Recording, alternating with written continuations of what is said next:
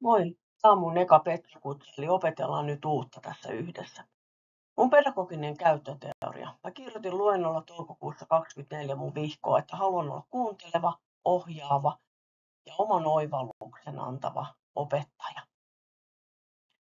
Yhdessä olemme enemmän ja hyväksymme toisemme sellaisena kuin olemme. Jokainen ihminen on arvokas omana itsenään. Opettajan opetuksessa minun ei tule luoda sellaista tilannetta, että opiskelija kokisi olevansa hyvä ja arvokas vasta sitten, kun hän on saavuttanut jotain oppimisen ja kehittymisen kautta. Jokaisella oppijalla on oma kaari.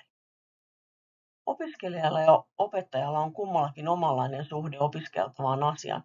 Opettajana pyrin tuomaan esiin tämän ja opettamaan ja ohjaamaan oppijaa tämän omista lähtökohdista käsin.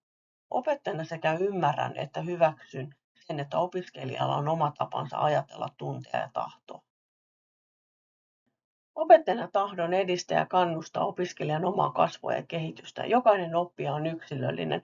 Opettajan tulee huomioida opiskelijoiden yksilöllisyys suunnitellessaan ja toteuttaessaan opetusta. Opetuksen ja oppimisen tavoitteet ovat kullakin oppijalla erilaiset. Meillä kaikilla on erilainen motivaatio oppia uutta.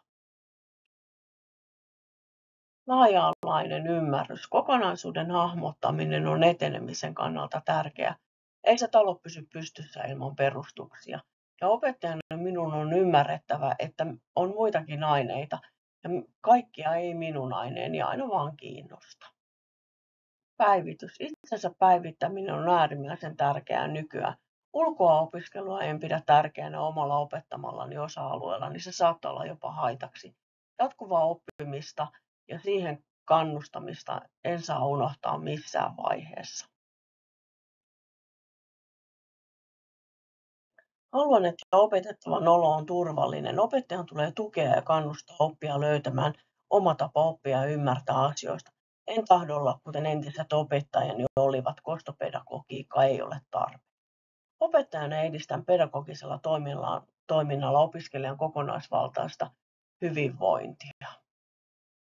Haluaisin, että opiskelijat oivaltavat asioita itse ja uskaltavat myös kyseenalaistaa ja kysyä. Opettajana tehtävien on ohjata oppimisprosessia, joka sisältää sekä opettajan opetustekoja että opiskelijan oppimistekoja. Ohjauksessa tulee huomioida, millaista opiskelijaa ohjataan ja millaisessa oppimisprosessin vaiheessa hän on. Tämän kuvan otin toukokuun lähipäivillä ja tämä kuvastaa minua opettajana. Nuoli on etenemistä, eteenpäin menoa. Kärjessä on punainen, joka on lakien noudattamista ja tuntemista, vihreä on kestävää kehitystä ja keltainen, aurinkoinen, iloinen pitkän tien kulkija, eli minä itse.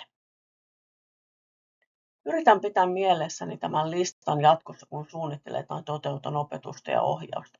Nähtäväksi jää, miten tämä lista elää ja muuttuu jatkossa.